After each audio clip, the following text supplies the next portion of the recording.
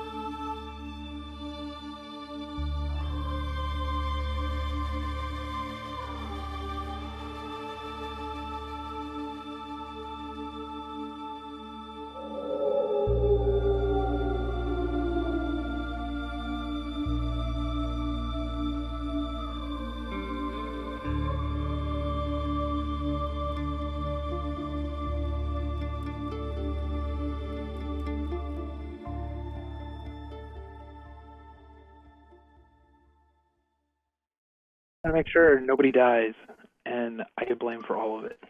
You guys are jerks. I mean, you went home and left Salvatore without a babysitter, so really we could blame you for anything that happens. Everything that happens from this point forward that is a problem. Ben did it. Yes. Ben. They did it. Ben Sahar. I think the Bucks have this one locked down too. So, but that's Milwaukee by day. This is Milwaukee by night. I am, of course, Mephisto. Andrew, really call me whatever. I am your storyteller this evening. I will be running y'all through Milwaukee by night. Tonight is part 7, Bread and Circus. I am joined by 5 fabulous players. I'm going to go ahead and let them introduce themselves, who they'll be playing this evening. If they want to put anything like shout out anything, their socials, any other projects they may have, they can go ahead and do that too. So Abby, how's it going? It's going pretty well. I'm wearing a pirate shirt. I'm ready to confront the intriguing things that happened last night that I may or may not remember, or with a certain amounts of clarity. But hi, I'm Abby. I talk about Indigenous issues, and also I'm kind of funny on Twitter, so follow me at Enough of Abby. But tonight, I'll be playing our wonderful resident Nosferatu, Pixie. And she certainly has nothing out of the ordinary planned, just innocent little neonate things. Nothing dangerous. Yeah, she's not scheming at all. How's it going, Charlotte? It's going well. I mean, she's always scheming. I'm never scheming. You know how it is. That's how the party's starting to play out, starting to work. Yeah, see, you can tell by how many combats we've had, we're really just playing Dungeons and Dragons skinned like a vampire game, so we can be a little bit edgier with our humor or whatever. So there wouldn't be any plots. This has just been like a weird murder hobo dungeon delving game, right? Like there's no secret manipulations and plots going on behind the scenes whatsoever. But none whatsoever. But speaking of no secret schemes or plots going on, who are you playing? Well, I mean, if you want to do your social, because you're pretty active within the RPG community broadly, you do some stuff like that. You want to mention that real quick?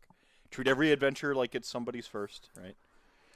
This is actually kind of the only thing I've got on the go officially right now. But anything else, if you want to catch me on Twitter or anywhere else, at Foxfire22, it's FOXFYRE22, you can catch up with me there. It's kind of about it. Spent a few hours playing Blood Hunt today, so that was fun. All I gotta say about that is punch every Ventrue that you find. Every last fucking one of them. Fucking Ventrue. I'll drink to that. Cheers. Last minute addition to the game. Fuck you. Are you playing a Torador on Blood Hunt as well, or? Yeah. Fantastic. I actually have the Venture queued up to play again. Like, next time I get a chance to play, I'm going to try the Venture out. Is Malkavian in? No. See, I hope when Go ahead. We got the Bruja, the Toreador, Nosferatu, and Venture. I hope when they implement Malkavian, they have a filter on their screen where nothing looks how it should. Like you should have some old school like Morrowind style like Kupo-Mog skins for stuff where like you log in and everything's like fluffy bunny rabbits and like just insanity. I would love that. That would be so good. Like how Malkavians and Vampire the Masquerade Bloodlines got their own font for text. Like, it'd be so good. But you're playing Elizabeth. You are playing a Toreador in this game. Yes. Yep. So, the emissary from Victoria, Canada, as I recall. Yeah, and I will not be here next week. So if you do come and come for me, make sure you come for them too if I'm not around. I am invading the States, so that should be interesting. Should be fun. I mean, is it against etiquette to pitch next week's adventure while you still have this week's adventure to get through? No. So I have as a GM as a lifelong GM ST, I have a trope that I often go to.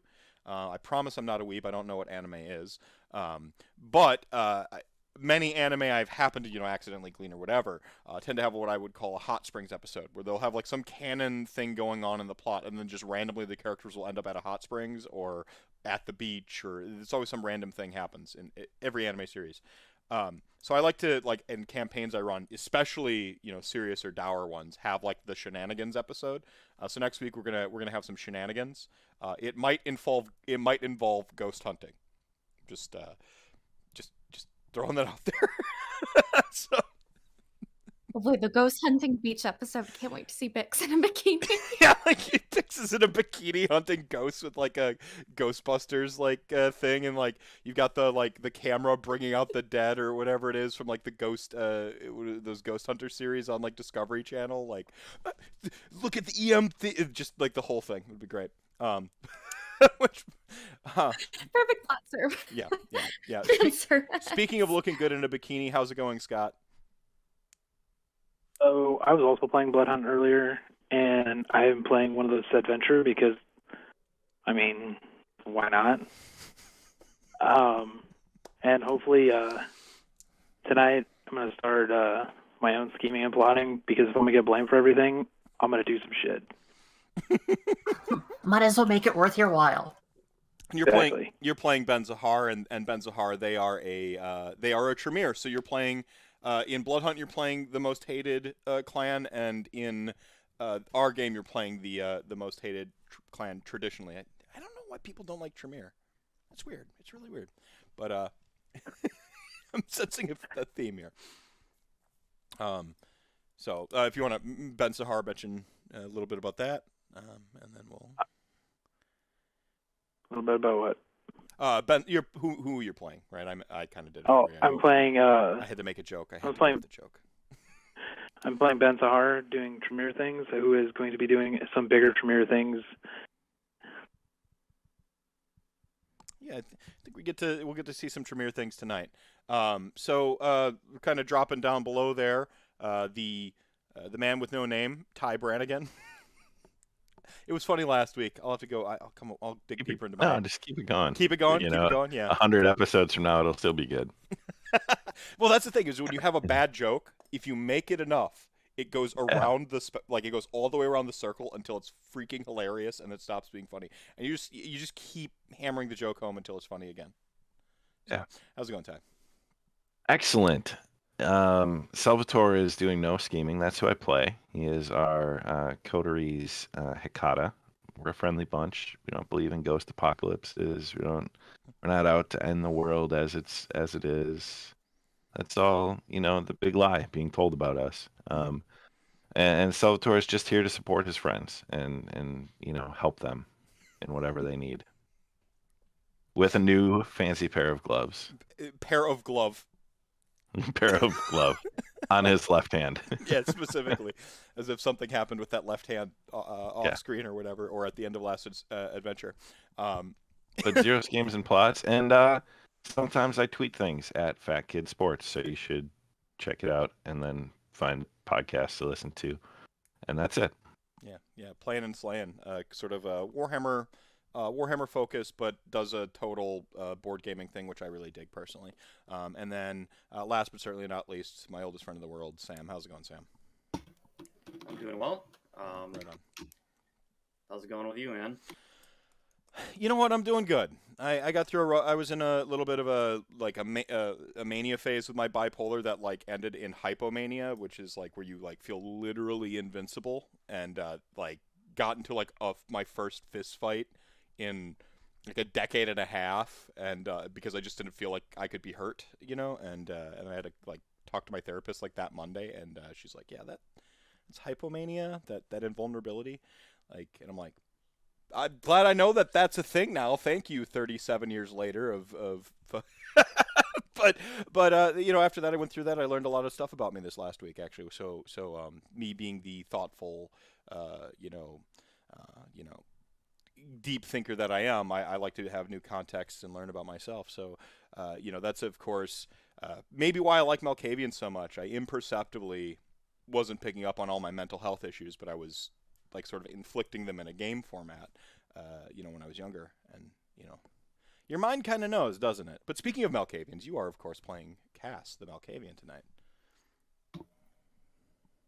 Yes. I don't know if I have anything Cass-like to say right at this moment. I do want to hear about your fist fight later. It was nothing. So last time, the party sort of really... I would, in a sense, say that last week the adventure was really characterized by the beast sort of having its way. The story up until now has been the story of the Coterie in its trial period, but last week it was the beast's story. Tonight we're going to kind of deal with some of the repercussions of that and see if we can't get the trail of Athena back via some means. So I'm going to begin. It is a fresh evening. In Milwaukee. There was actually a unlikely flurry of snow mid-April. Well, not unlikely. Likely for Wisconsin, but unlikely for some other areas. Flurry of snow that sort of like has wrapped and glazed the city of Milwaukee overnight. Those resilient few people the stubborn few people who this was the weekend they were finally going to take down their Christmas decorations, and then everything's iced over again. So you have like the Christmas decorations interspersed with a couple of Easter decorations, and Milwaukee is just again sort of this city of dichotomies, this city of contrasts, this fantastic, wonderful kind of insane place. And the Coterie wakes up at their various havens or holds. I'm actually going to start with Cass, who, by happenstance last night, sort of crashed at one of the veterans' shelters in the area. So he slaked his beast. You're going to begin the evening sort of fresh, at zero hunger, and at to take one of my favorite lines from Jason Carl, at a dramatically appropriate moment later on, we might be seeing if that beast's hunger is roused a little. But for now, Cass wakes up fresh in the evening, sort of like in that shift change period, to a familiar face sort of sitting on the little sort of canvas and steel unfoldable cot that are all kind of piled into a gym of an old high school that's been repurposed and donated to the city to be a homeless shelter. You see a familiar face sitting on her cot, sort of at the foot of sort of the foot of yours. You recognize this as Second Lieutenant Cam Morales. She's been in and out of the veterans shelter a few times. Relatively capable woman. She's just taken some bad beatings from life type thing, and she is kind as far as you know it, but there's something about her where she feels very familiar to Cass. So one of those few faces that he maybe confides in whenever he sees, whenever he gets the chance, or whenever she strikes up a conversation. And she kind of looks over, and she's like,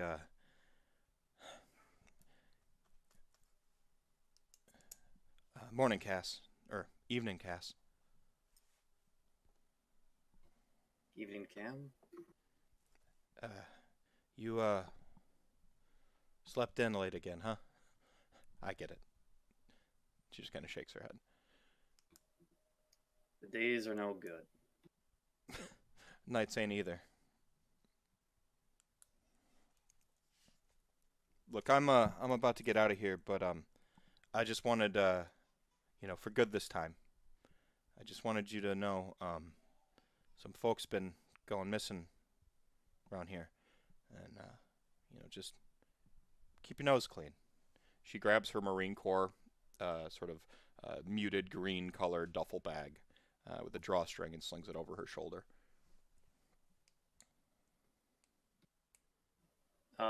Does Cass get the sense that she knows more than what she's just telling him right now?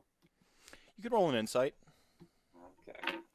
It should be wits insight. Sorry, I called it insight, but it is not insight in this game. It is called what is it? Intuition? No, it's insight. It is insight. Okay. 3 successes. Not in a insidious sense. Right. Like she might know something, but like it's the sort of thing where she seems to be fighting back a thought, not so much hiding it, if that makes sense. Okay. How many? Who? Well, Jansen. Jansen, he stuff's still in his bunk. Gone. Just the other night.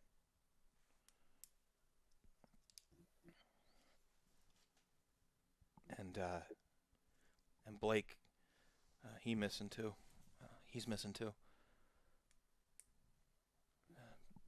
Week before. Is that why you're getting out of here for good? No, I think I've been working that diner down on North. I finally got enough for a lawyer. I'm gonna get my son back. But I gotta make that trip to Chicago.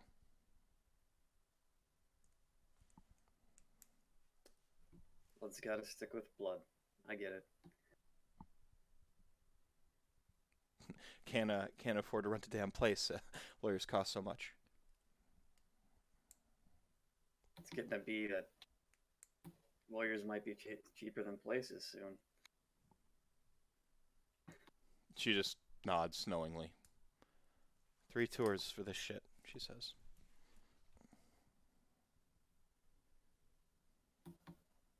Best of luck, and if be careful in old Chi-Town. You too. She puts up the fist.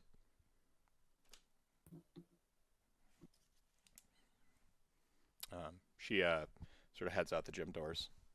Will Cass, sort of meanders and does his cast thing. We'll cut to Pix waking up in her haven for the evening. Pix has one of those hangover wake up type things where she is slowly piecing together sort of snapshots of last night, and the longer she's awake, the more it comes together, where you're sort of watching a picture show of yourself, did I really say that? Did I really do that? Like it's I think it immediately occurs to Pix that the trial coterie might have witnessed something, and you've got the pit in your stomach. You're not quite certain what it was, but it feels really bad, whatever they might have whatever they saw, whatever, and you start to kind of recycle and go through the night, and now it's, I'll leave it up to you to roleplay and figure out what you think Pix recalls from last night and just how much of it all comes back. It's a lot like waking up, as you said, with a hangover, but it's different with the blood bond, and when it's been refreshed, there's that sense of wholeness, that completeness, and it's almost like waking up in bed without a lever, except it's in your bones as well. And as Pix wakes up and last night is coming to her in pieces and thoughts, and it's just, her first thought is, oh shit, do they know about Thompson? his protection comes to her mind first. And, she's up from her dirty little mattress and she's pacing around. She hasn't even gotten her clothes on yet. She's just, oh my God, how much do they know? And she's just, okay, so I was here last night and I was talking to Sundown, and oh my God, Sundown is the one. Does he know? How much does he? Oh God, he knows about the bonnet. Just, she's rolling and furthering her own panic. I think she's definitely working herself up as she's trying to trace her steps and figure out exactly what kind of lies she's going to concoct if people ask questions. So around this time, Pix notices her phone sort of plugged in to one of those little like light sockets where you can like screw in an electrical cord, because this, you sort of like took over like a utility type area carved out in the storm sewer network, right? As I recall. So you see like the phone, and you can see your phone for the first time, and you see it's fully charged, and maybe Pix thinks to grab it up, and an immediate. Well, vampires don't sweat, but your skin remembers the feeling of the cold sweat, and you sort of have one of those sort of psychosomatic or phantom sweat moments where you can almost feel it on your skin as you sort of almost on some chill. Yeah. Maybe unlock your phone or whatever, and you see that you sent Francis a bunch of messages. Oh no. What did I send him? Just that, I get it, I'm glued to my phone, whatever, but of course, she'll unlock it, see what's going on. So the content of the messages may be embarrassing, sure, in and of themselves. Like, nothing on a full-on masquerade breach, but there's some rambling and meandering through some conversations, then so on and so forth. But the odd thing is Francis didn't respond. Francis always responds. It's weird. Jesus, the last time he didn't respond. Like, as if her anxiety couldn't be high enough. Like, she's now just all on shaking. And she's just gonna go right to call when, of course, in a society where we text, when there's a call, she knows it's serious. Goes straight to voicemail. This means either his phone is dead or off. Do you leave a voicemail? Christ. Oh, yeah. No, hang on, I gotta do the voicemail. It's Francis. Probably didn't plug my phone in again, but, beep. Oh, Francis. But Pix is like, with a shaky voice, just gonna be like, hey, sorry about last night, whatever happened. It's just all coming to mind. Kind of wild. But call me when you can, okay? I'm worried. Again, I'm really grateful for your friendship and all that. Just please pick up. And let it go to beep. Yep. And we'll cut to Elizabeth in her haven, some sort of posh apartment overlooking the Milwaukee skyline. She's already been up for a little bit, and it's about here where she's opening the blackout drapes, and sort of diligently double checks the clock for sunset. Yeah, we should be good. Opens up the blackout drapes, and right on the windowsill, you see a pigeon, literal pigeon, perched with a little note tied to its ankle. Hey, little fella, what you got there? I'll attempt to reach out and grab the pigeon from my would there be a window or a balcony? There'd be a balcony. There'd be a balcony. Yeah, posh. This is a balcony. You'd go out onto the balcony, see the pigeon. Yeah, that's pretty classy. In fact, instead of just the sort of wrought iron balcony, you've actually got a stone balcony outcropping, a decent place for sitting. You might even have enough space for a hot tub, and it might even be hooked up, right? Actually, April hot tub in Wisconsin? Heck yeah. On a balcony. You've got a shot of the Pfizer Forum off on that side, Milwaukee Bucks basketball arena, and way across the city on the other you can see Miller Park, and you see all the buildings in between. You can make out the lake sort of part of it. It's just sort of in the corner of your eye off to the side, off past downtown. And this pigeon's here. You walk up to it. It's docile. It's been trained for this. Sort of pluck the pluck the little tiny scroll from its little wrist or from its little anklet, and it sort of promptly, gives a little bit of a bird nod and like digs its head up underneath its wing, and then it like rustles its feathers and it flits off quickly into the evening. I will take the letter or little scroll inside before I unroll it and read it. Excellent. You get inside. You immediately recognize the sort of glyph or seal of Victoria. It would be something indistinguishable to all but the trained eye, but you've come to recognize it, obviously. Sort of like unscroll it, and in a very practiced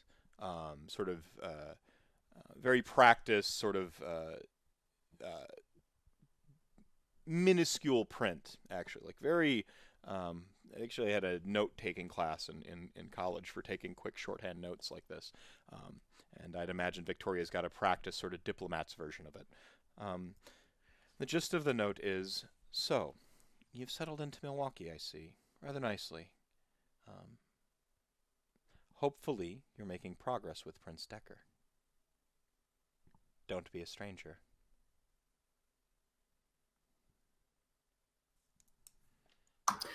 I will flip it over to the other side and see if there's anything else on it. A little peculiar for her to reach out so... What's the word I'm looking for? Maybe impersonally? To not really communicate anything, perhaps? No, there wouldn't be like... Hidden messages don't really seem like her style, do they?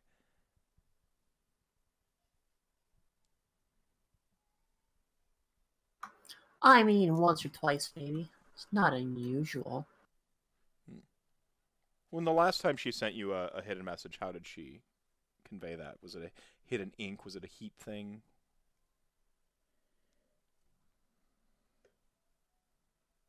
No, I'm thinking something gory and violent. Then I think you... Not her usual flourish, but... Yeah, when she wants to make a point, she really does. Yeah, maybe a little peculiar that she's letting you know she's keeping tabs on you, I think is really the message you read between the lines here. Get results type thing. You're not on vacation. Yeah, with that, I'll just crumple it up, put it into a dish, and then light it on fire. Classic. Did you spend the evening with Sarah, or did y'all part ways? We parted ways. Okay. Yeah, so you have the apartment to yourself, and you get ready for the evening. I'd imagine sort of in the sort of wobbly space of last week's adventure, the party sort of, or the coterie had an idea of where to meet up, and y'all can go, feel free to, sort of discuss where you might meet up and that sort of thing before we progress. At somebody's haven, at reconvening back at Club Anything, hitting a place on the Riverwalk. Where do you all think you'd meet up? Go straight to like Elysium, anything like that? Elysium would be the art museum. Club? Yeah, if it's the event in town, why not meet up at the club? Get a plan in mind before we head in for the swirling sharks that are vampire politics. I mean, Salvatore had such a great time 2 nights ago. He's itching to go back. All right. So over the course of the evening, over the course of this very fresh, very early evening, the party filters into Club Anything. Not a whole lot going on right now. It's pretty early on in the evening. You're looking at like 7, 8 o'clock by the time, probably closer to 8:30 by the time the coterie all is gathered up. And so it's only a few of the regulars at the bar, just getting their sort of pregame on type thing before things get rowdy. It's a weekday night, I believe. Well, we've been Friday. Yeah, it's like a Monday morning, Monday, Tuesday. So not fixing to get too rowdy this evening. So basically just locals drinking at this point. Whatever the random theme night. Oh, what is the theme night this evening? Got a Milwaukee comedian coming in. Yeah, so pretty chill. Local Milwaukee comedian coming in this evening. Resisting every urge to do the funny like a clown.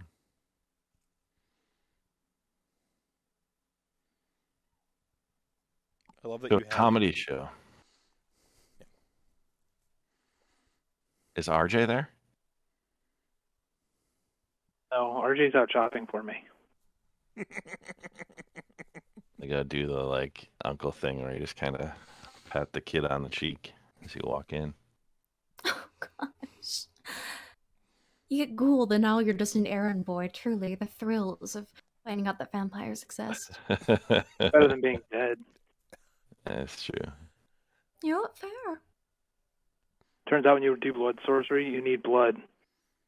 So it was either become a ghoul or become sorcery fodder. And you wonder why we Salvatore. don't trust you. Salvatore will order the drink and just let it sit on the bar. It's kind of that force of habit after all this time. You know, I the think- whiskey neat and just lets it sit. I think Pix is gonna walk in and question, do they have machine or cherries at this bar? Absolutely. Yeah. Good, because I think she's going to see Salvatore, and strangely enough, she's not her usual, like, jumpy, looking about, looking to whether poke or tease at Salvatore as usual. Just like she almost slunks down at her chair like she's been called to the principal's office, and, oh, could I just get a glass full of Mashiro cherries, please? The bartender, she kind of gives you an eye. All right. Yeah, it looks over at is Ben in the room at this point? Not at the club yet. Not at the club yet. Okay. So yeah, just like, all right, she says, and she goes over and she just grabs a like maraschino cherry jar, like grabs a tumbler and just like sets them in front of Pix. A lot of Thanks, and cherries she's just picks. gonna... On the house, she says, you look like you need them. Oh, do I? I mean, thanks, but I don't know, just had a sweet tooth tonight is all, and nothing else. And she's just gonna flash a quick smile over at Sal before she just focuses directly on her cherries, just occupying her hands in her mouth. Yeah, Saul's got like a 12-year Tullamore Dew in front of him. Whiskey.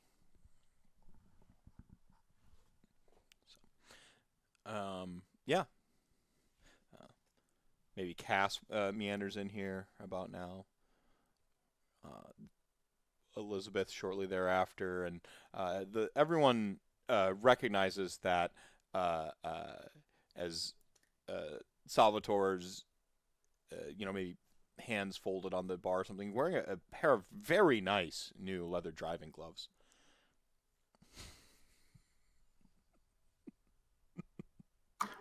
When I come in and get up to the bar where him and Pix are, I'll look at the gloves like, wow, your style's improving. I'm glad to see that. Not paying much else attention to him. I then turn to Pix like, if you ever want to talk about how the other night went, let me know. No. How are you nothing- feeling, no- by the way? Oh, I mean, I have no idea what you're talking about. It just Nosferatu business. Like, really, no big deal. I appreciate your concern, but it's like no big deal. And she just stuffs her cheeks full of cherries, so she'll have an excuse not to talk because she's chewing. With a wink. Oh, if vampires could blush, Pix would be bright pink. What did You Sundown could blush of blame life you to for? blush if you wish. Alas, I don't think I'll rouse the blood for that. But what was Sal saying? Sundown didn't blame you for his house fire, did he? House fire? Oh, I thought maybe he was bothering you, and that's why you look upset. No, he's... You know us, it's... I don't really expect you to get it, but it's... We stick together. And he wasn't giving me any trouble, really. It was just Nazi business. No reason to look into it any further. please. Elizabeth and Cass can go ahead and roll Wits Insight. I got 4 successes. Ooh, can't get anything by this one. Oh boy. I've got a messy critical with six successes. Oh no. My hunger didn't get reduced from last session. It should be. You should be starting out. I mean, that would just be 6, but not a messy, right? All right. So you should be. Everyone, for the most part, is back down to 0 to my recollection, and at a dramatically significant moment, we'll see about this new evening, because the beast is going to want to come out at some point. It is Milwaukee after all. So, a couple things. It is clear that obviously Pix is covering up something.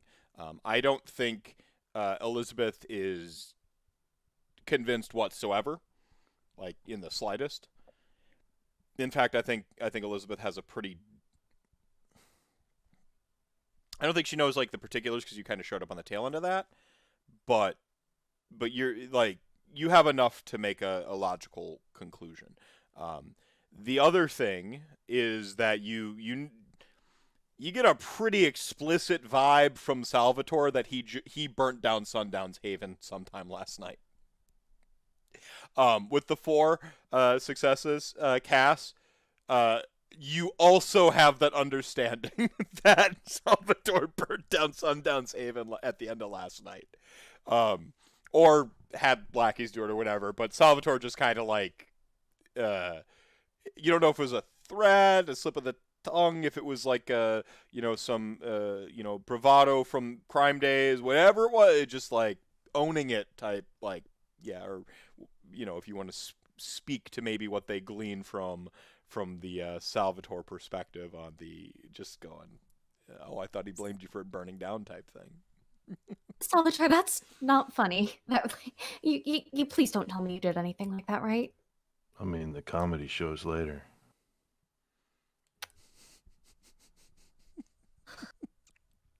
God damn it. He called me an oafish necromancer. And he's a snitch. He's lucky he's still not upright. wrong. Sal doesn't laugh at that. Elizabeth does make a fair point, and besides, I mean, like it or not, we do thrive on snitches. Not saying that I'm a snitch, of course, and my haven isn't that particularly flammable, but I'm just saying, he's a bit more useful than just being a slimy rat. And I didn't end him. He's lucky. I suppose. And she'll just toy with the rest of the cherries in her mixing cup. Cass, you're also aware, with your insight of 4, that Pix isn't telling the whole story. You don't necessarily, again, you came in on the tail end of it, so you don't necessarily, but that wasn't just Nos things. So. Right. He'll let it slide. He'll make a note of it, but he's not going to make it a thing. Anyone seen Ben yet? A lot of scheming going on in DMs this time. Hopefully Ben Sahar has checked their phone this evening. Their DMs, perhaps. And I see we got a new chatter showing up this evening. The Queen V. How's it going, V? Yeah, Ben so far has not made an appearance. So, what are we doing tonight? The same thing we do every night, Sal. Try to keep you away from that tree. I mean, really, they should follow restraining order at this point. Or whatever the hell you use in this city. Good news, that's a public park. Y'all, in so many terms, have an understanding that you want to find Athena. And it's been brought up sort of, between the lines that I believe Elizabeth thinks a good sort of nexus of all the activity is Christian. That he is, and I mean, used me to get to one Nosferatu. Hopefully this means we won't burn down yet another haven, which means we might have to leave someone out. You made it pretty clear you had other houses. Yes, but I think that's a bit rude when you get invited over to someone's house, you leave it in ashes. Dal just kind of shrugs. I'm going to ask sort of generally here. Folks with havens, like official havens, do y'all have any security measures for your havens? Like you can have, like I know you can have like runes for like spiritual protection. There's all kinds of stuff like that. No. Nothing officially. Pix is working on it though. A Google Nest setup. Nice. We have one. Cameras, doorbells, Yeah, no, it's not whole bad. 9 yards. Yeah, I mean, Sal's just got some of his allies around the block. You know, it's kind of established. Yeah. Some of them are in the house, certainly, but... Okay. All right. Nothing that nobody can see. All right. So I'm gonna have Ben. You're gonna go ahead and roll your ritual dice. RJ does recover some components for your plans. What do you need regarding Isadora? Just her name. Like what was? So if you want to go through like the ritual you intend. I don't know if you want to do it on camera, but the DM's thing is leaving too much dead air for my taste, so we're gonna do it on camera. Sorry. So essentially, it's not necessarily her specifically. The ritual is to determine like large points of corruption. I'm assuming because of her past as a BSD that there would be something there. That's why I was saying that this ritual could also lead me to a bunch of other places. Yeah, I mean, there could be something like an actual group of BSDs, or you know, the joke of the Cthulhu cryptid monster in the lake. Like, there's lots of potential places I could end up. Yeah. So which ritual are you intending to do? Just explain the audience as well as myself, right? Essentially, what the ritual is going to be is it's going to be Trail of the Illuminated. So it's not necessarily going to be like I see the place or whatever. Like, essentially, when the ritual is completed, I have to follow the trail to the location. Mm-hmm. So that's why I'm saying, like, there's potential that I could end up in a couple places, but I'm banking on, based on our location and where like we saw her, that there is potential that she could be the first thing I find. Okay. That's the idea, anyway. Are you starting sort of from the side? Is Ben's off camera? Is he? Are they at the silo, or where are you doing the ritual from? Yeah. The silo. Okay.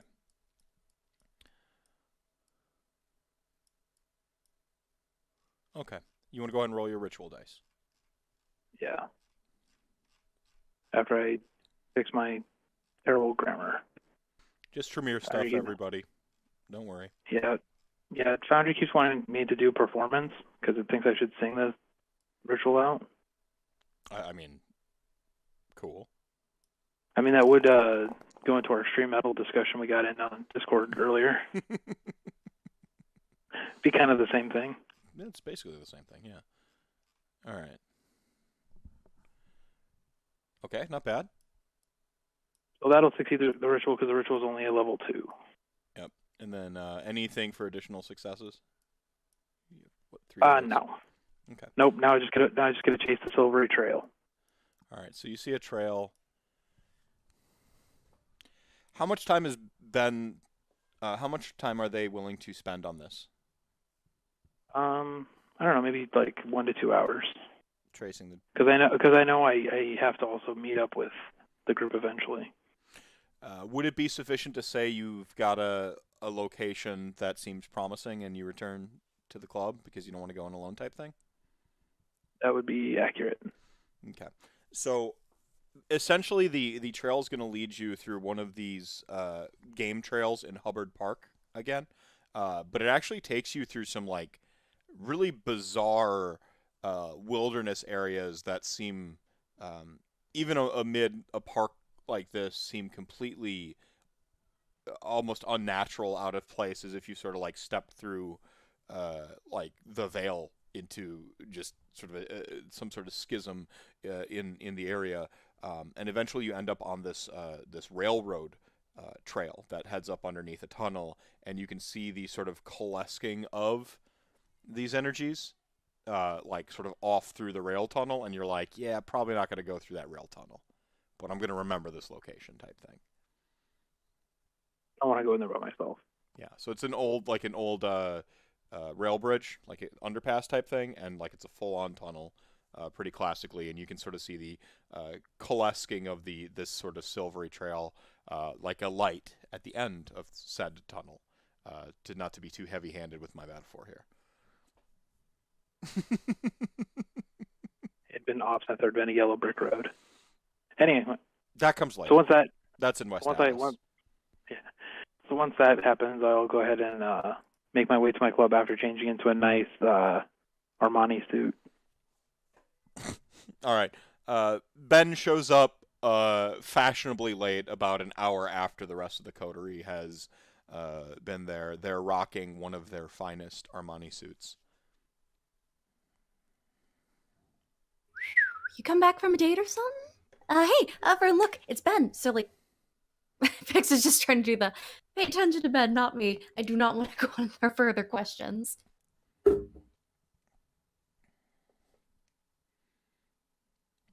time does that comedy act start? Oh, they're supposed to start at 9 o'clock. It's about half an hour before the comedy show, then, basically. No, 7.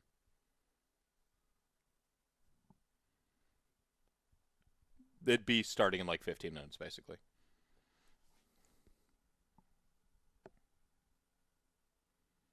You can see that the crowd's sort of amped up by now. It's not a packed house by any means. It's like a Monday, Tuesday night. Part of me wants to make the coterie stay so that Andrew has to do some stand-up comedy. I only have one comedy bit, and it's not bad. I'm just disappointed that Elizabeth didn't bring her friend. Oh? Was that said openly? Absolutely. Don't you dare. I mean, maybe she needs a job. Who knows? No, I think she enjoys her job and she likes it where she is. And the time of day that she works.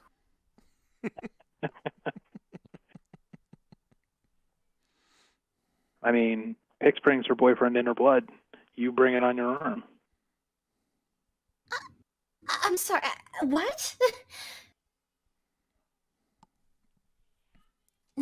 No. Nothing. I'm not even going to address that with any kind of response. It's all right. This is a judgment-free zone. No, it isn't. We're all free to judge Ben. Fair point. We did. Why don't we judge Ben? You got here late. You're wearing whatever, presumably someone more important than meeting with your dear coterie mates, but He is impeccably dressed. can't deny that. Kind of matches your gloves.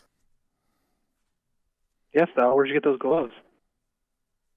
Where did you go Jimmy, at our meeting, buddy? Jimmy pick him up. Oh, It's good. a little bit cold out tonight. Yeah. Bit suspicious. Were you acting on some of that information we got from Okawa? I'd imagine by this time the coterie has moved into Ben's office for this conversation. Yeah, and Sal will just, rather than continue giving excuses that he's terrible at making, will simply take the glove off his left hand and just kind of flex the fingers, talons? I mean... So you'll note that Sal's left hand has this sort of gnarled organic look to it. It almost reminds you of bark, but it's like a charred black color. Where the fingernails should be, it's almost like barbs from a plant coming forth, and you have this sort of like charred, like blackened, barky, charred bark sort of like hand. Past the wrist, you can see it becomes Sal's skin again, but all of his veins have turned this black color that retreat and recede all the way up toward his elbow. They kind of remind you of like sort of tree branches, or not tree branches, trees' roots, just not quite the human vein structure. There's more than there should be in that part of the arm. You're seeing like all the various, like parts of the sort of like what should be like, the vascular network lit up with this, well, not lit up, but turned black, and you can see it through his flesh. The absence of light. What on earth did you do? Which branch of the old family tree is this? It's a new branch. Made me an offer I couldn't refuse. Made a deal with it. Which tree or whatever that. The Shadow Fray tree. Oh, so it has a name now. That's lovely. Surely this will end well, like in every horror movie I've seen. Does this mean that we never have to go back to it? You don't. I now have a piece of it. And it has a piece of me. Well, if you could be so kind, please put your glove back on. And Sal just kind of wiggle the fingers one more time before Ugh.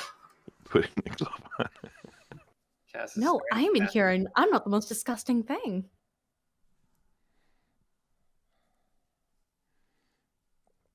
Sacrifice was a limb. Couldn't you sacrifice the tree's limb? Not your own? It's his limb. Mostly just mad he went without me. I'll bring you for the next one, Ben.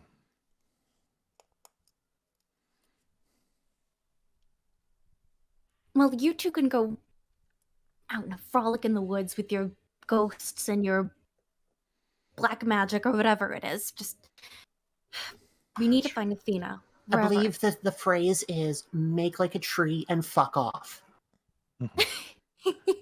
You make a good point, Elizabeth. But Athena's still missing. I mean, sure, we got somewhere with Sundown, but considering that he's probably scurried off like the rat that he is, no offense to myself, and Batty, of course, but I'm just worried about her. She didn't mean to get wrapped up in this. Whatever blood magic she had enacted on her doesn't make it fair or good. And if she's tied up with anything going on... Christian or the wolf. So, funny thing is, I might have a lead on the wolf if we don't have a better lead to locate Christian. Both are worth exploring.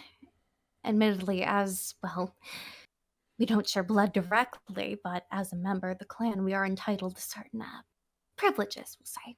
You know, family and whatnot. I think you would get that, Sal. But... Oh, he gets family. God damn it.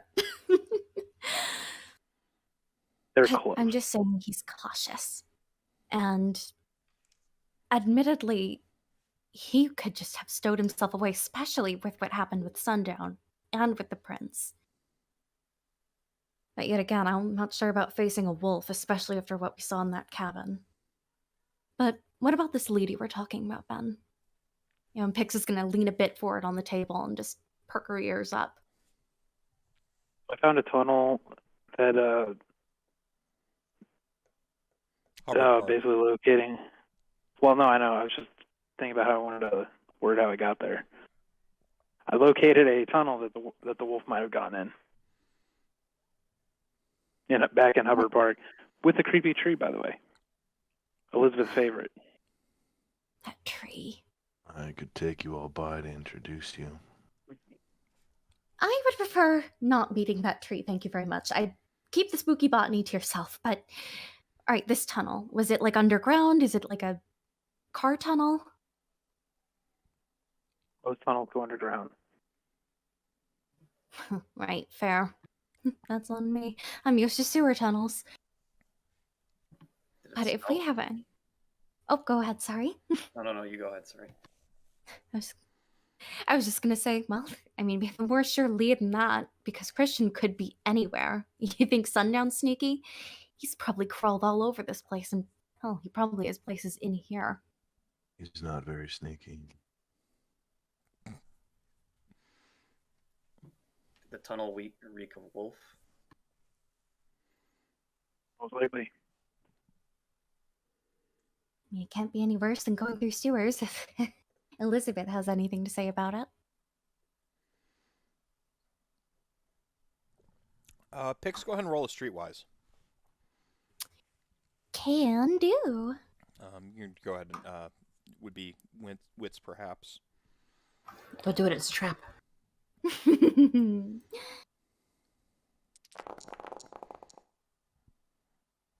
4 successes.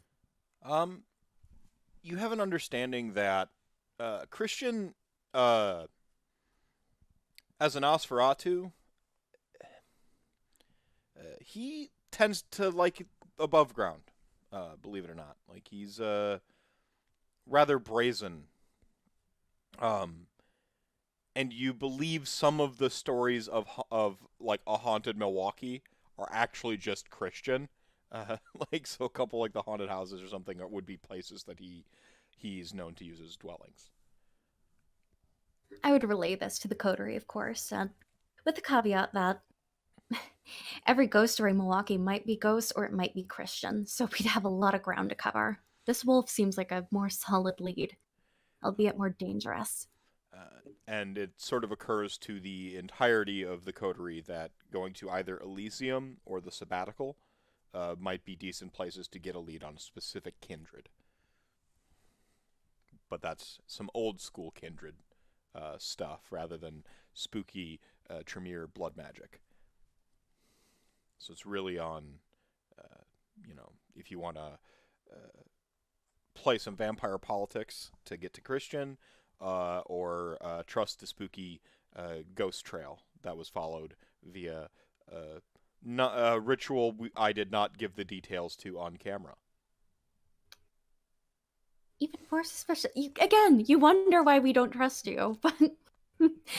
And I say Hey, I collective have you both my to hands. all of Clan Tremere. I have both hands.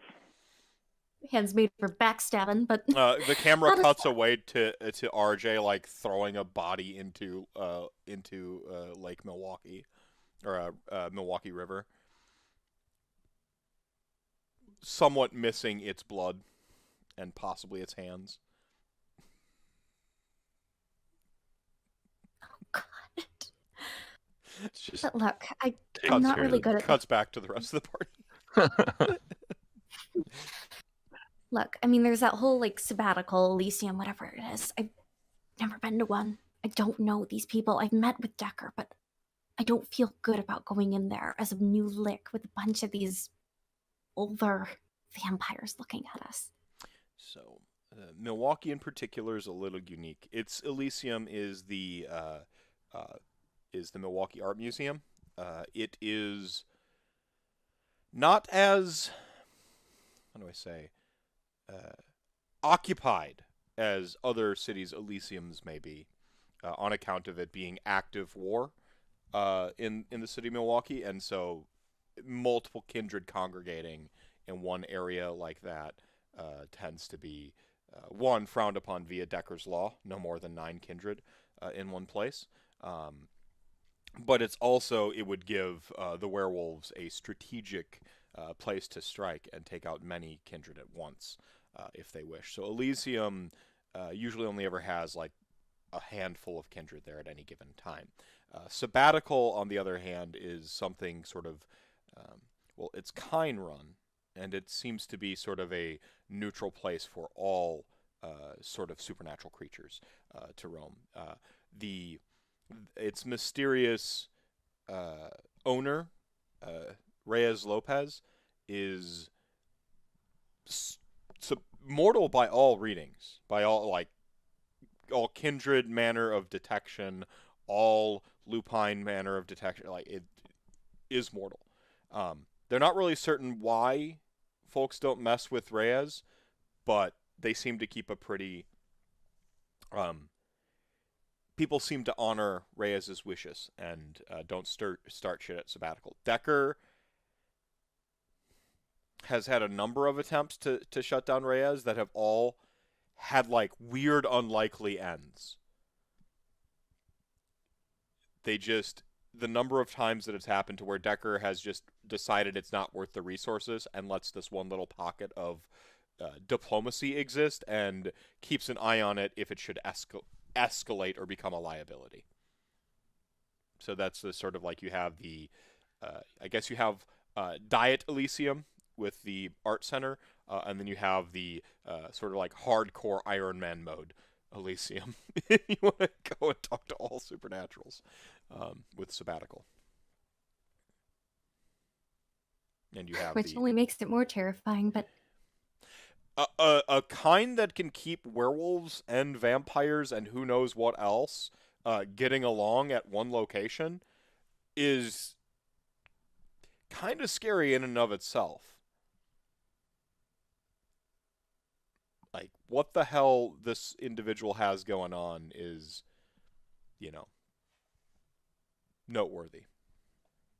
Nobody knows, but they know enough to not mess with Reyes. I don't know. I think if we hit up Elysium, we may be able to find answers and more answers to what we're looking at in one place. I mean, Ben has the trail. We could potentially get that backed up with some other information. you're better at these things than I am. Tracking down information, I do not believe that. You know what I mean. You're better with that. The whole Pix is just gonna widely gesture her to her whole self. Presenting yourself. It's just confidence, just making shit up as you go. If you believe your own bullshit, so will everybody else.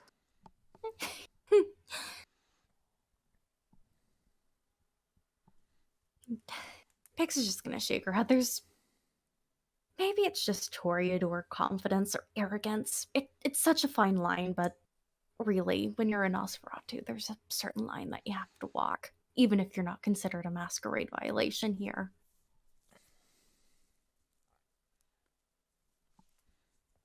What about the rest of you? So Elysium first, and then go from there. Cass is like, politics. I prefer the ghost trail. Pretty telling that you pick wolves over that, but you might have a better chance of getting information from them straight up than from the jaws of a beast. What do you think, old stick fingers?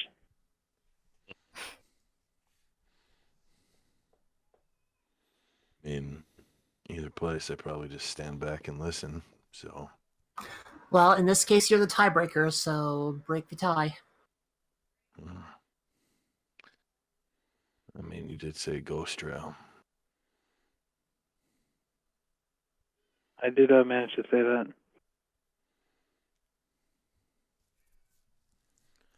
So it seems that the Coterie is leaning towards actually chasing the ghost trail, huh? All right. Because with politics, things might happen. Ghost Trail, for sure, something's gonna happen. Interesting. All I have to do to get Sal to do anything is go, "Hey man, ghost." He's like, "Hell yeah." We all have our vices. Stuff and blood magic involved. You got me. Interesting. All right. Ghost Trail it is. All right. So the Coterie, I guess we're calling ourselves that now. The I guess. Begrudgingly calling yourselves a Coterie now. Sort of head out in your various means. Cass rides in Ben's vehicle again. Jimmy, is it? Jimmy's my driver. Jimmy's your driver. Pix almost instinctually maybe goes to thumb out a text to Francis and checks her phone, and Francis still hasn't responded. Oh, jeez. God, at the end of the night, depending, I might just have to ask a favor of Sal to check in on him, but I just hope he's sleeping. Sleeping at a tree. Didn't do anything to Francis. Come on now, that's not even fair. He's my emotional support mortal. Thank you very much. If like he says that, Pix is just gonna look at him with these wide like you stepped on my puppy. Look, you and your Wrong with the cursed pizza puppy. boy. He hasn't responded. Like he's got an issue, but he normally responds. Maybe it's just a long shift. We're gonna let the scene keep going. Like I feel like Elizabeth, if you want to get your Ubers here, if Elizabeth wants to hop in her Uber. Yeah, sure.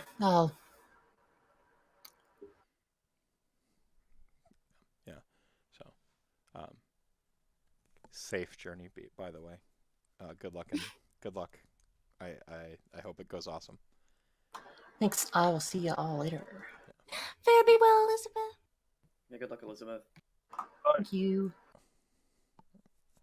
All right. So Elizabeth's Uber shows up as this conversation, and she, looks out. She's like, heads out into the Uber, and then, to reset that, Francis, the pizza boy, what's wrong with him?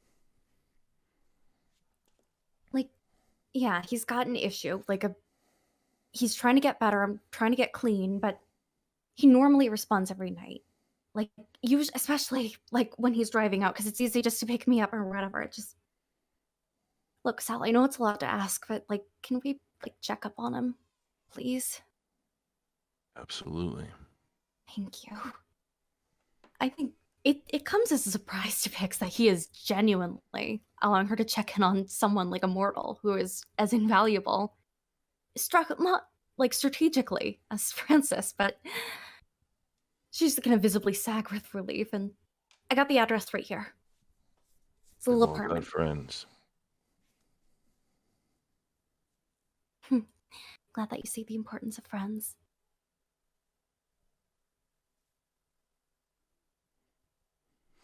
Are y'all about? Go ahead.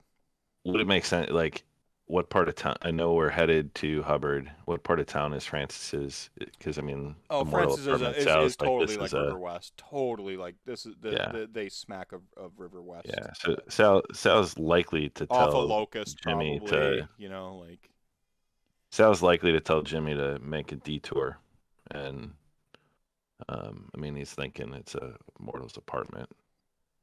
Yeah.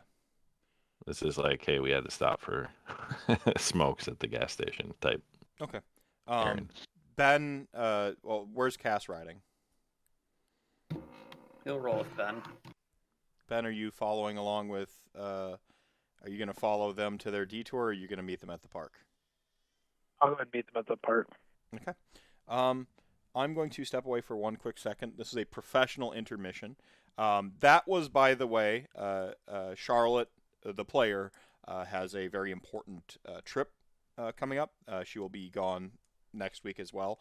We just kind of had to write her out of the scene real quick. But when you can write someone out of the scene and it can serve a story purpose, that's just GMing, folks. So she actually was messaging me. It's with some sort of some ideas on being able to write her out. So we will address that in game shortly, but she left the camera blacked out stylistically, so we can continue for the evening. I'm going to go ahead, step away. Did not expect the party to go to the park immediately, by the way, so this is going to be fun. I heard the Pix's whole thing is, I'm not experienced in vampire politics. I literally just got picked up in New Mexico and dropped here. Don't put me in front of these elders. I will say something wrong. Milwaukee doesn't have elders, per se. Right, because, the beckoning and all that stuff. Well, no. Milwaukee doesn't have a traditional... Somebody didn't read the pages and pages of backstory I wrote. Milwaukee doesn't have elders. The Primogen Council it doesn't exist in Milwaukee. It's been streamlined for war. There's just the Anubi, which is Decker's sort of personal biker gang, all ascended to levels of power. There is and then there's like the judges and then like messengers. Decker like kind of did away with all that. That's part of the reason why Decker has this reputation as the Tyrant Prince, because I mean, if you want to take some like weird fascism parallels away, instead of whatever thing used to exist, just literally nepotismed his own homies into position for what would be the Primogen councils. Like, there's not a one-to-one. There's no Nosferatu Primogen. If there were one, it would either be between Anastasia, who's a judge, and Christian, who's just a regular-ass citizen, based on just, elder politics and stuff. But Anastasia's actually the younger vampire, and she has technically a higher position of power than just Christian. For as much as Decker loves, like the Camarilla, he's done away with their method for the most part. The Camarilla name, really? Yeah, no, he enforces all their traditions, and then some. He views this as the next step, so he's like progressed in his mind. The Camarilla stuff, he streamlined the Camarilla process. Really, he keeps all their traditions, and he's did away with some of this like antiquated elder council bullshit. Look, they're all feeling the beckoning anyway. Might as well just streamline it, right? Right? Yeah, just take those boomers out. Yeah, might as well get rid of the boomer. Just put up all the young. Yeah. So I'm gonna step away for a real hot, quick second. Refill my chalice here, and reset because I didn't expect going to the park first. So You're welcome. Give me 1 minute. See, that's what happens because Elizabeth has left me in charge of all these No, hooligans. this is great. This is perfect. So now it's Pix. She's worried about Francis. Still going off the whole blood. And I get a chance to be within a quarter mile of my tree. Can't pass that up. God damn it. Deep enough in with this tree, I might have to call Pops and see if he's got any help.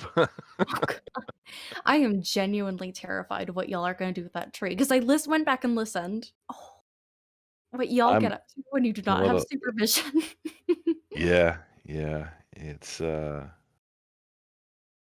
it could be sacrifice 2 is loss and sacrifice 3 is kin, and not looking forward to see how twisted those are. Oh gosh. It's going to be awful and amazing and all the things at once.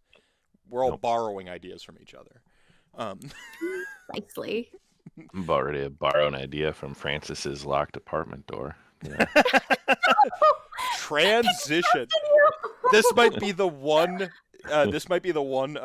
Intermission I actually leave in the VOD for YouTube. That transition is so perfect. That was good. Sal and Pix arrive with Jimmy, who's driving a classic black like Audi sedan, right?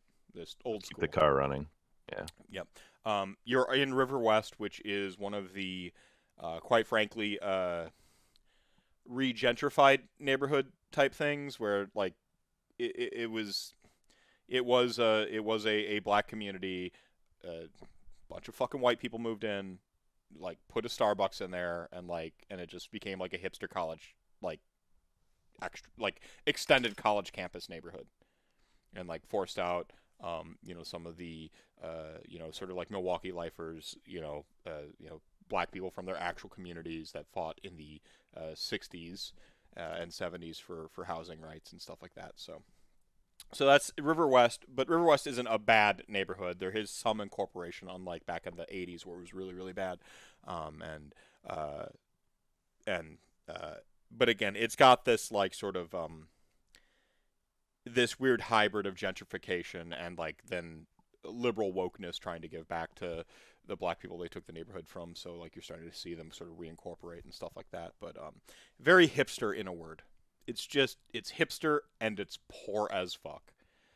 Old buildings, like staircases on houses that have been turned into 3 and 4 and 5 people apartments, like regular houses turned into 5 family apartments with retrofitted iron wrought, like glorified fire escapes attached to the outside of these houses to get you to the second and third levels of them that they've sort of taken what was once like a like single family home and turned into a 5-person apartment. That's Riverwest. There's some really nice parts of Riverwest, but this is Francis doesn't live in that part. He lives in this part. He happens to be one of these aforementioned sort of single family homes turned into a 5-person apartment, or a 5-family apartment. He's got a little iron wrought thing. It's actually built off the attached garage. He would park. He negotiated for some garage rights, which is why he likes this apartment over some other ones that are probably a little bit more affordable or a little bit bigger. He lives in the divier part of it, but he got the garage, and that's really what mattered to him because his car is kind of his livelihood right now. So off the back of the garage, he actually has to step out the garage, walk around, and he has one of these little iron wrought, super narrow, super high, fire escape style walk-ups to the 3rd level, which was an attic that was refurbished to be an apartment with what do they call it? An efficiency or an economy apartment, where it is all one room. There's a stove, a bed, all that stuff in the one place. And his door used to just be a window that they expanded from ceiling to floor. And you can even see the old, cut of where the old window frame was being sort of additionally framing his door. Now, you can perhaps pick this lock, but you get the feeling that even Pix with a strength of 1 could, were she so inclined, smash her way into this thing. Oh yeah, and she's not smashing her way in, but the moment, they pull up to his house, she's only really been here once since when she pulled him out from the gutter from which she found him and dragged him back to his house. But there's this frantic buzzing energy about her, the complete opposite of last night, where she was just lethargic and laying around. She's, immediately trying the door, knocking, saying, "Francis, you home? It's me. It's Pix. I'm here with friends. You here? Open? Hello?" Yeah, you sort of look for sources of light. There's no lights on. There's no response within. Oh, at that moment, I think Pix. Oh man. Obviously, the logical thing would be to pick the lock. He's a little larceny, but I feel like in this moment, Pix would actually attempt to just kind of brute force her way through it in that sheer moment of, all right, oh my god, I like it. The one person I have love is... it. I'm going to allow you to do strength larceny, because it'd be like a calculated shift and pulling up the hammer of the handle, or you can do a strength brawl to just smash the door. We'll do strength larceny. I'm gonna hit that lock as hard as I possibly can. It's 1 success. A bestial failure, I think. Could only be the bestial failure if 1 wasn't successful. Is that how that works, right? You shouldn't have possible bestial failure would be if it was 2 successes required. Gotcha. That would be a bestial failure. Noted. That's a weak door. You shouldn't have hunger, though, this evening. You should have slaked it last night. So maybe you can't go back to... because you are a neonate, right? It's higher blood potency, can't get back to 0 without killing somebody is kind of how it goes. But you should be young enough to have gone to 0, unless you've been keeping something from everybody. Oh no, nothing. No tree hands here. Yeah. So you should be. So you're not going to be bestial failure, but 1 success doesn't quite do it. Door's a little bit. It's you know what? It's crappy material, but it's well put together. It's one of those it's just. Sal will step forward with seeing Pixie just kind of starting to get a little frantic and struggle, and then slam the door, and just kind of not say anything, but step forward and find that spot on the door frame, where the latch is, and just give it a good little nudge. All right, I would say that this is kind of like helping Pix out, so Pix is already sort of putting her shoulder into it type thing, and go ahead. I don't see Go ahead. And you can do a strength larceny as well. Larceny strength. Let's go.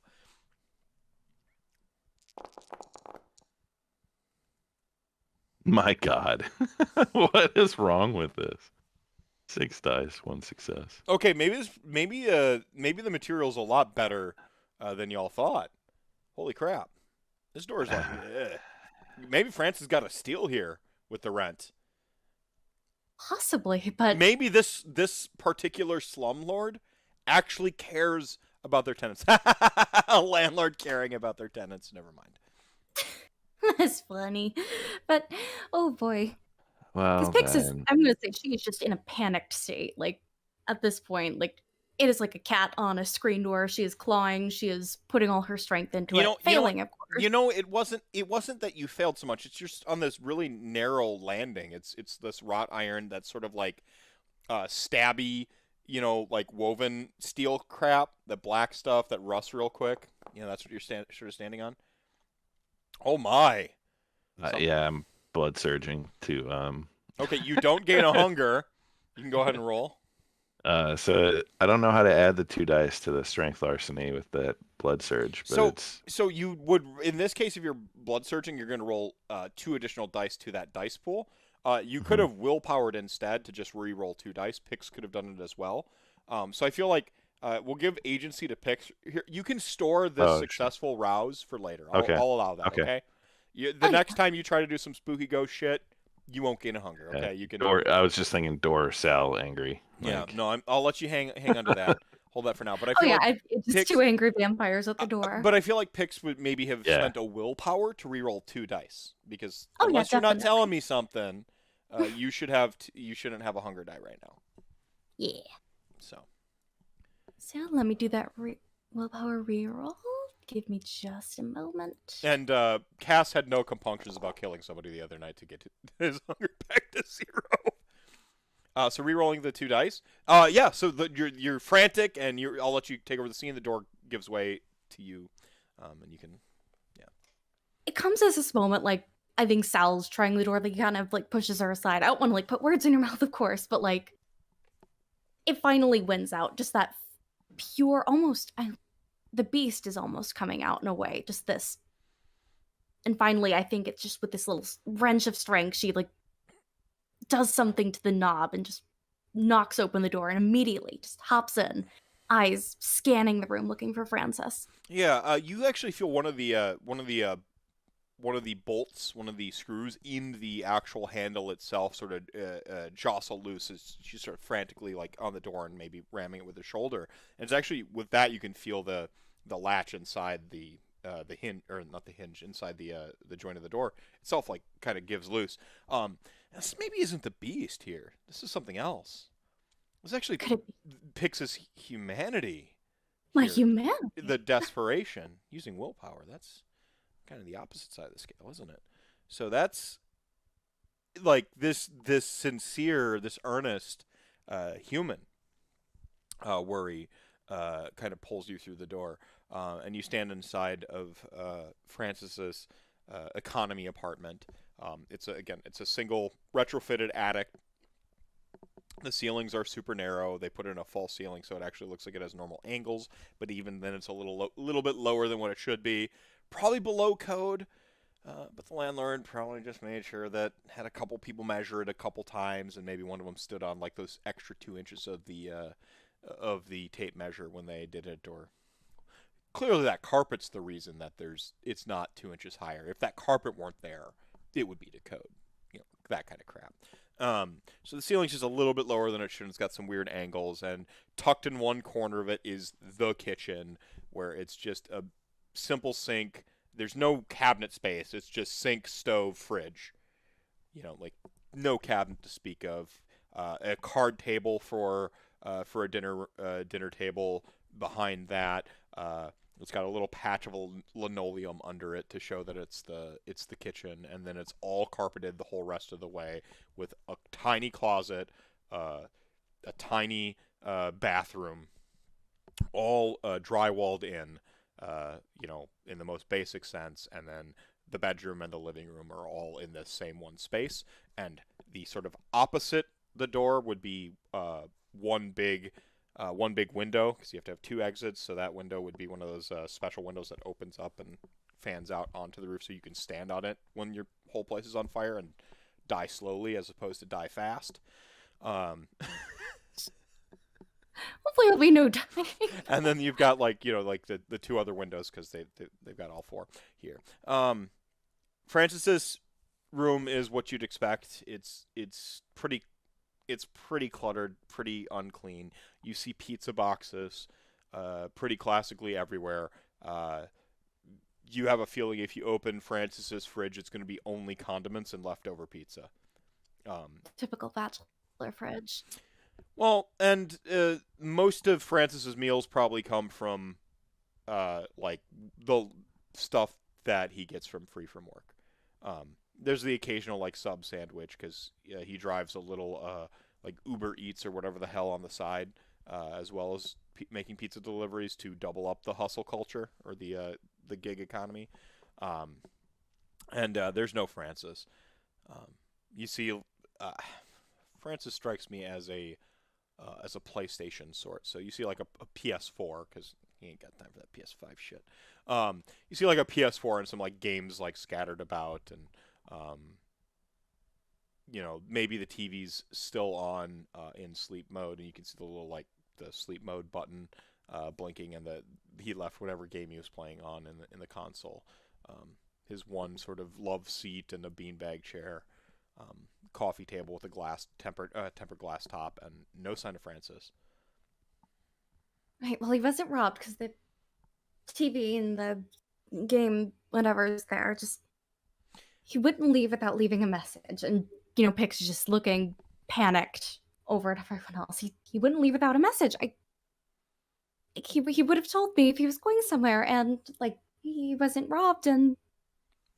Yes, Sal takes in the room. Is there any sign of struggle, robbery, like, our keys and wallet? Like, I'd imagine on like the counter, like a night. Usually we've all got our spot. We leave our stuff. No counter. There's no countertops here. Okay, okay. No, there's maybe no, an end table, or on the card coffee table, stuff like that. He's got a dresser, like I said, a closet, a dresser over by a double bed, not like a full queen, but a double. And Francis is classy. It's not just a mattress on the floor. It's actually got a frame. No headboard, but there's a frame there. And I'm going to go ahead and roll. You can roll intelligence investigation. Actually, both of y'all can. Yeah, will do. I'd be looking around for any sign of my best friend.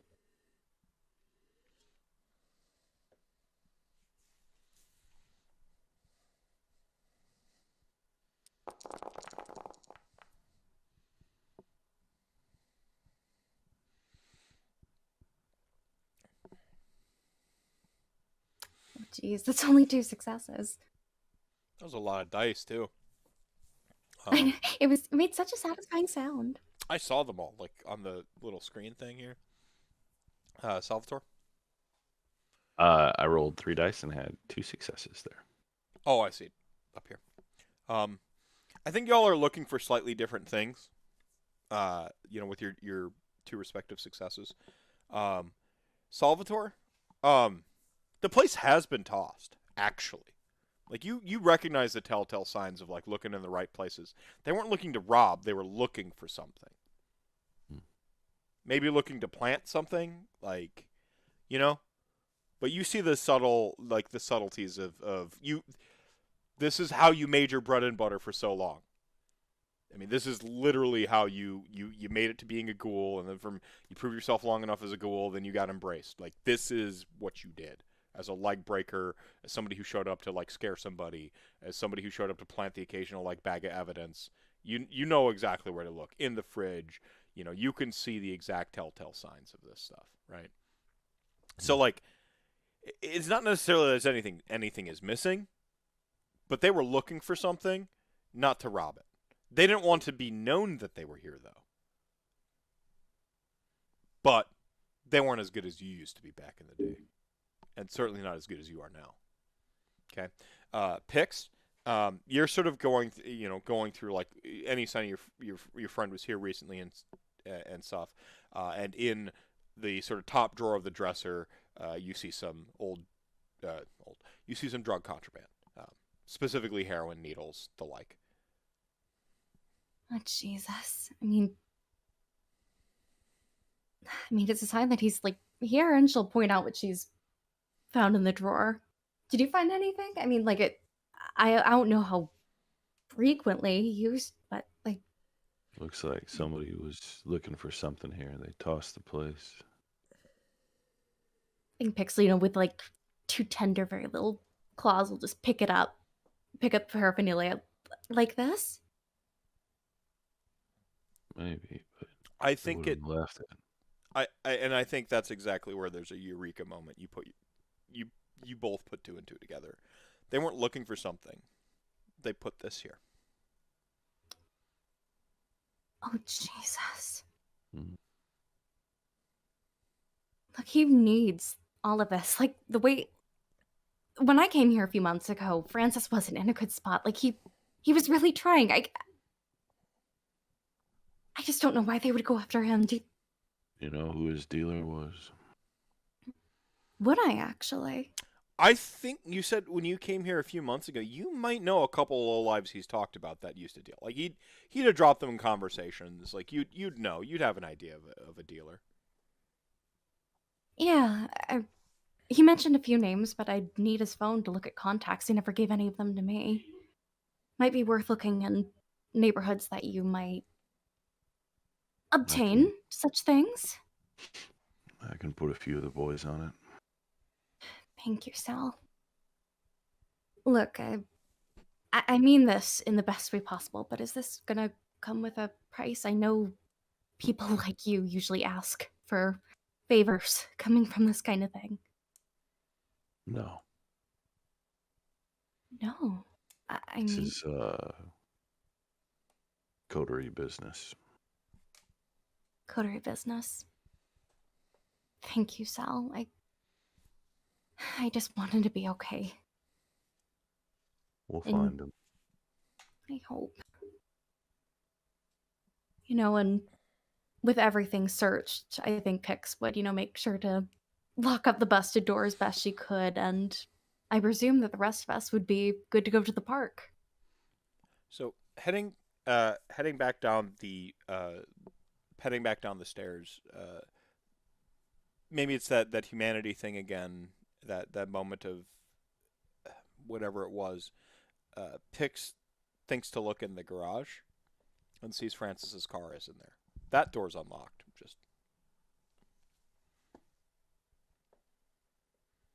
If you overlook it, or if you look through it, it's much like you remember it. Nothing out of place. You get the distinct feeling he pulled in, and like he was home for the evening or whatever it was, and you see his cell phone there.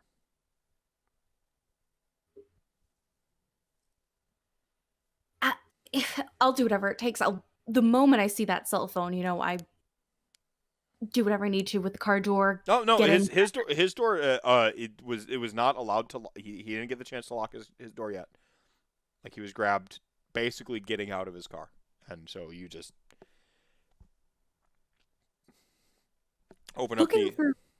Yeah, opening up. First thing Pix is gonna go to is text.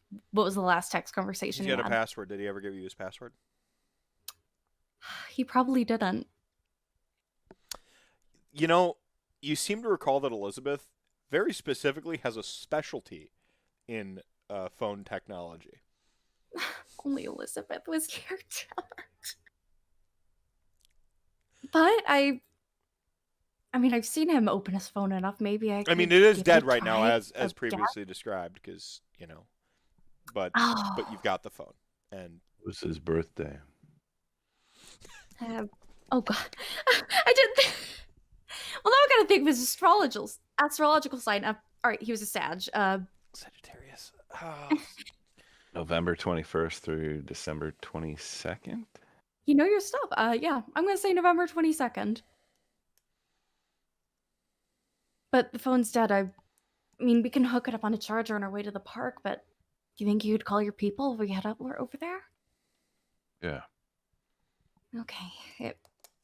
At the very least, there's an active looking for him, or just the more time spent looking for him, the better. You recall the name of his dealer was Sergei Holstead. Not, like some college hookup named Sergei who's like family immigrated here a little bit ago, and he's got like 6 brothers, like just like this huge extended family, and Sergei was supposedly the one that had like Francis's like main hookup. So yeah, Pixie would relay that name, like just as any potential suspects.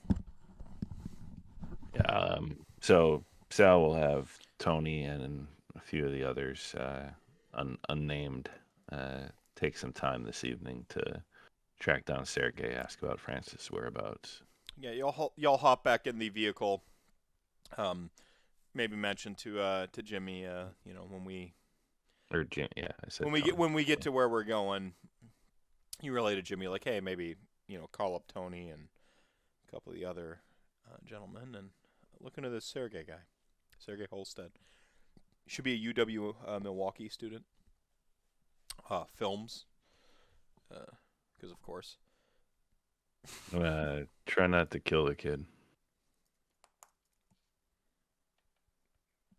By the way, I have a friend named Sergei that I just went to for his name. Sergei, you're not a drug dealer, but your family story is like awesome, and that was the thing that sprang to mind. So sorry, brother.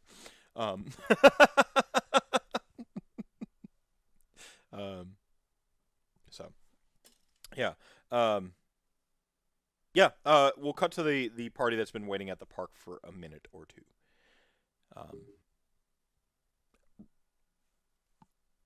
Ben and Cass, you've been sitting here about half an hour. A little bit longer than you expected. Elizabeth's nowhere to be seen, and I think Pix and Sal mentioned their detour, but Elizabeth hasn't shown up yet.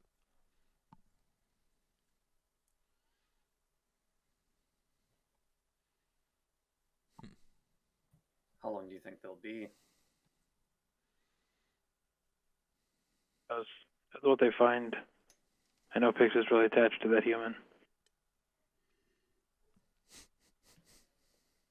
She'll get over him eventually. Maybe.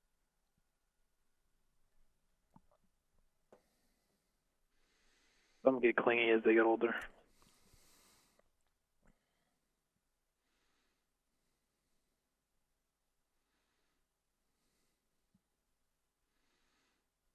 Oh well.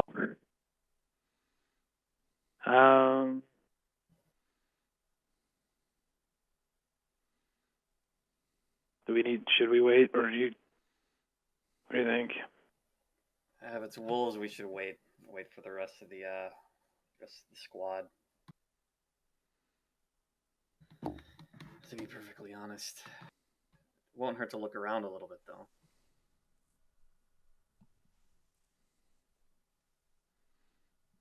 All right. We'll go ahead and get out of the car. All right. Roll wits awareness. Both Wits and awareness. Yeah. What could go wrong?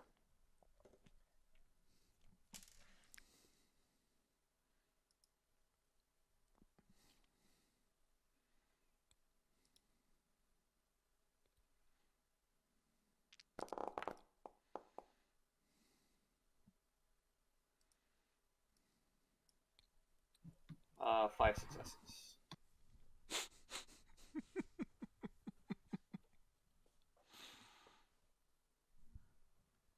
As is our wits and awareness bot. That's what he's.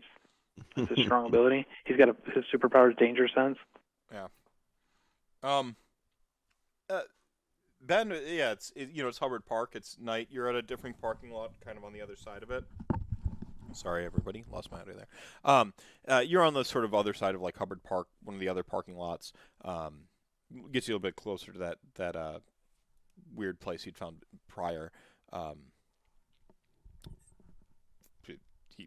don't know. You maybe like see a, like an owl or something in the trees. A decent awareness roll. Cass, on the other hand, you actually see sort of a humanoid-shaped figure hiding behind one of the trees. Doesn't seem to notice that you've noticed them yet. And then, well, I guess what do you do?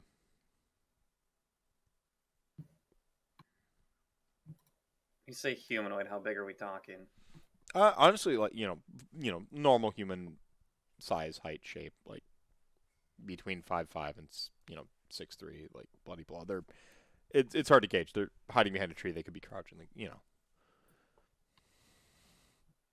Castle just whisper something to Ben, and he'll sort of nod in that general direction.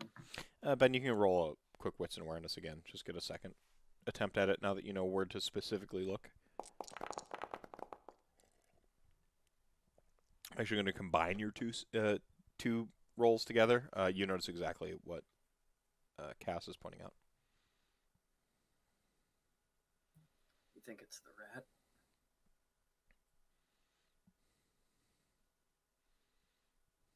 Could be. Should we go check it out? Yeah, might as well. Castle like Pat, where he keeps his trusty old Colt 45. So I'm gonna walk on the opposite end of the truck and just get out of a potential line of sight, and I'm gonna go ahead and use Silence of Death and Unseen Passage, and then come around the car. So basically, it looks like I just vanished behind the car. Yep. Cass is gonna use Unseen Passage as well. Okay.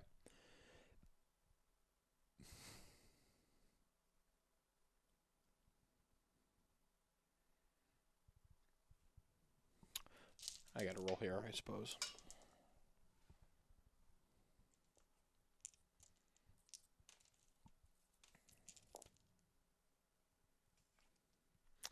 Really hope you guys find Sundown too. I know, I mouthed God damn it, sundown. Because it's...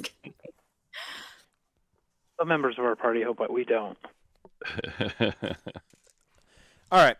Yeah, the XP farm, the XP engine ends if you find and kill Sundown. Well, I'm not gonna kill him. Just burned down every one of his havens.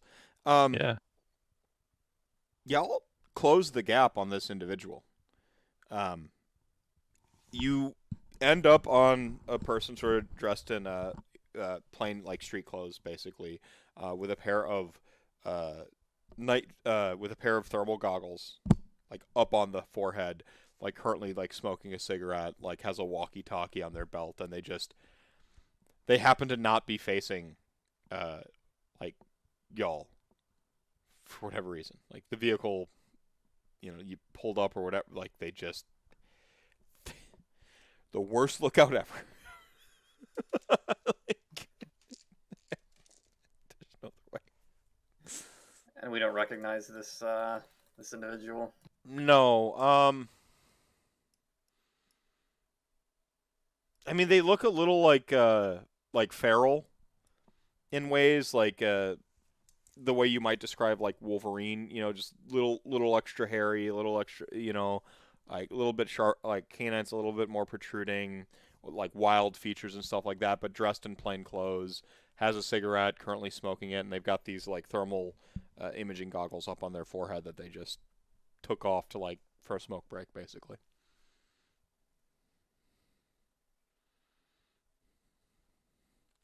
If you roll an occult, you might recognize this individual for what they are. Intelligence occult. Intelligence occult.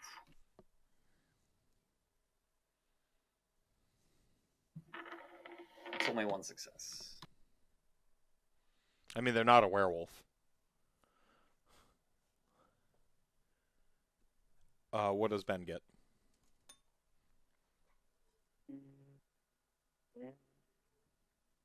I don't know. We'll see in a second. I'll let you know. At 3, this is a kinfolk with some night vision goggles, or not night vision goggles, with some thermal imaging goggles. Y'all can both speculate that they help find blank bodies.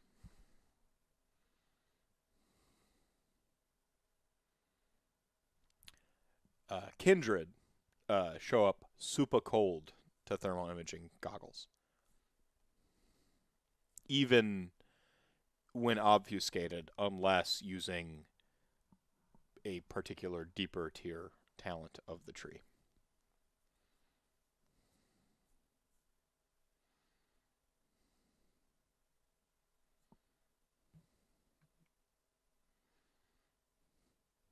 You still got your sword on you? You gonna ice him?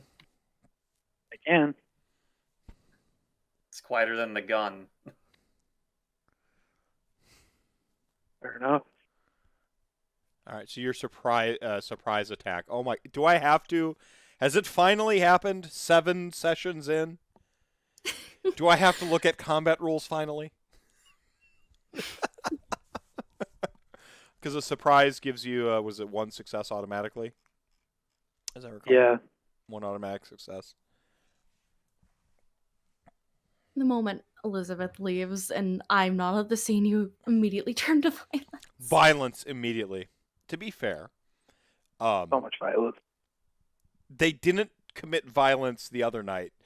Sal just became like a tree monster. He's old stick fingers. Violence against myself. I mean, let's be real. I've been committing violence in the background this entire game. And their and their defense roll counts as 1 opposed, basically, because they're surprise attacked. So that I remember from my Banu Hakim, because I basically surprise attacked everybody. So I don't need to refresh on these rules. I just Yeah, you did. no, I didn't. No, I said yeah. Let's see. 1. Oh, did I get them wrong? No, I was just counting. Oh. You surprise attacked everybody. Let's see. Don't diss on Dante. So Dante's in this city too, by the way. Well, a version of Dante is in this city. 7 successes. And is then that plus 3. And then, Go ahead. And then plus 3 for the sword. So, -1 from the defense, right? Well, how do you do this? They're up the tree, they're smoking, like, give me the flavor text. Tell me what do they do? All right, well, Ben's favorite is chopping motion because it's a gladius. Those are chopping tools. So to make it as quick and quiet as possible, we are chopping the neck. You get 3/4 of the way through, and you're at like an angle, so the other side of your blade comes in and like sticks in the tree, and they ain't moving no mo. They had And then 7. I'm gonna go ahead. They had 7 and, health. You went above that, and kinfolk, whilst resilient, don't have any like resistances per se. So, and then we're gonna quickly dislodge the sword and bring the body down slowly.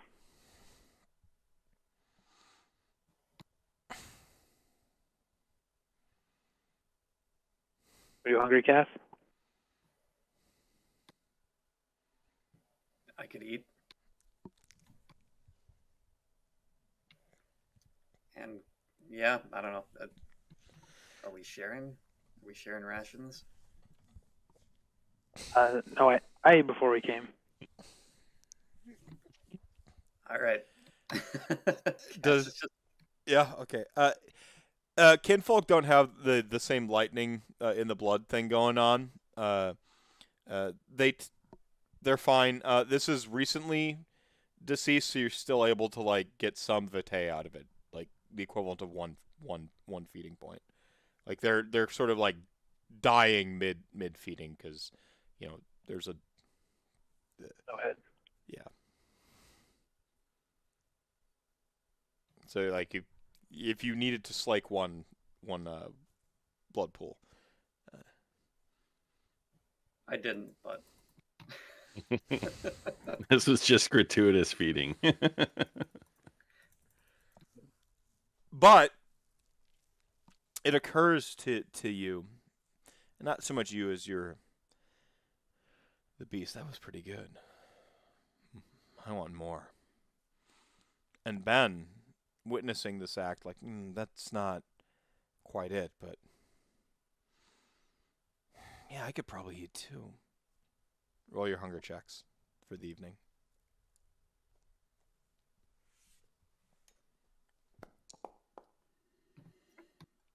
I got a critical success. I don't know if that matters. I got a 10. Yeah, you just don't gain hunger. Ben? You've been doing... Oh, no, Ben's good. Yeah, you're good.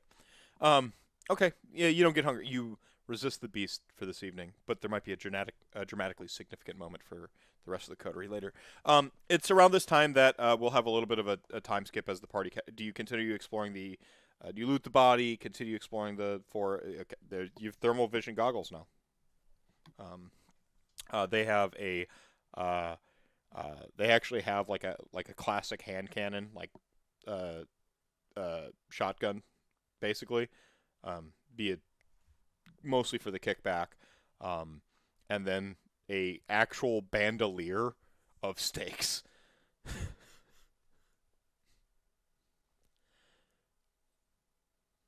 brother. Or frog. I don't remember. It's been a while. What was that?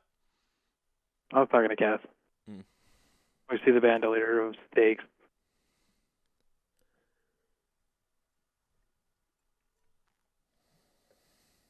So, Prepared. those night vision goggles will help see werewolves because they run hot. Thermal. Yeah. The SI actually uses them too, to like just tell that it's a vampire, like pretty much de facto. Y'all can use the tech against the werewolves as well. It's about this time that y'all sort of have maybe reconvened back, maybe put on the thermal vision.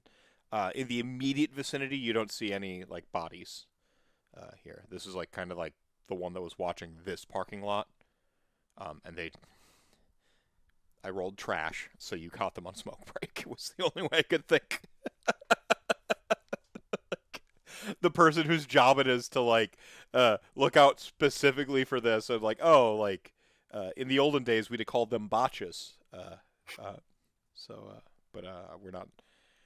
I don't know what the werewolf mechanics are for a kinfolk, if they have like a bestial failure equivalent, but they probably would have had that. So that was abysmal. It's like these are vampire dice and they turned against the werewolf. It's okay. I recklessly ordered more vampire dice because these I ordered for 2 different previous games, and I didn't order dice for my game, and that just didn't seem right. So I doubled up and I ordered 2 sets of dice. So remember that mania phase?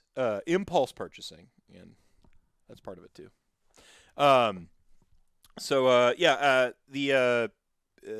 Y'all retreat back to the truck, basically. It's about this time that Salvatore and Pix come rolling up, and I'll allow y'all to fill them in on the scene. We're approaching our soft out. Do you all want to get through another scene yet tonight, or I don't know what? I see 2 members fading this evening, so we can kind of maybe set the stage for the train stuff, and then yeah. I think this was good, like in between episode, like the Coterie chats, like the night after. Now we're setting up for whatever is in that tunnel. I'd be good for the out for tonight. Okay. Yeah. All right. Cool. All right. So the party, the rest of the Coterie reconvenes. If you want to kind of like catch them up to what y'all just did. Oh yeah, tell us about the werewolf vampire hunter. Surely that is an important detail. Gotta watch out for guards.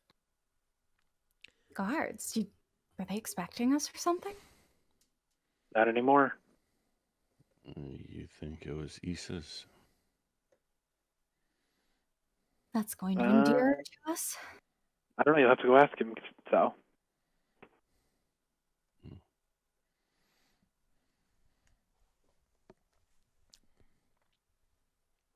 It is Tastes about. pretty good. Sorry. No, you're good. Cass has a little bit of blood smeared across his beard, you know. Pix is just gonna shoot a worried look between Cass and then Ben, and then back to Cass, and then back to them. Just what did they do? She's already wishing Elizabeth was back. Pix's phone vibrates, almost on cue. Oh, Excited a little bit that maybe it's Francis, not initially realizing that Francis's phone is with you, and you see you've got a message from Elizabeth. Says something came up. I'll catch up with y'all later, or I'll see y'all tomorrow night, or in her particular cadence. Like something came up. I'll see you tomorrow evening.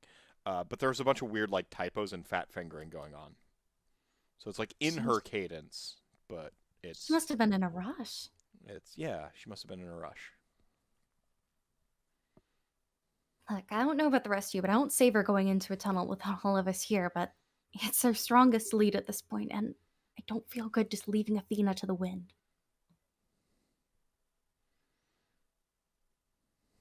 Castle pressed the shotgun into Pix's hands. You get a little bat. Some more bite. I've never used one of these before. Complicated. Point. Oh. Okay. Oh, Don't point at Gotcha. me, don't intend to shoot. Yes, sir. I wasn't expecting it to be like tonight, but considering the state of you two, I guess we should be prepared for anything.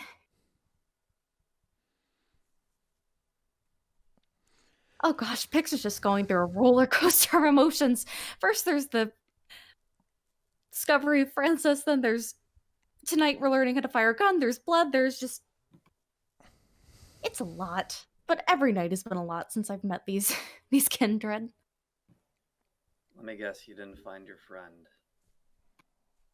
No, well, Sal has people looking for him, but he wasn't there, and I just want him to be okay.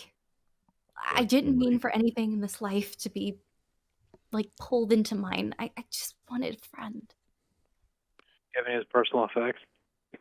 Yeah, I've got his phone. I Then say we as can I find pull out him. the phone. Then we can find him after we check this out. Okay, thank you. And what were you saying, Sal? I was gonna say, it just looked like somebody took him, planted some junk in his nightstand.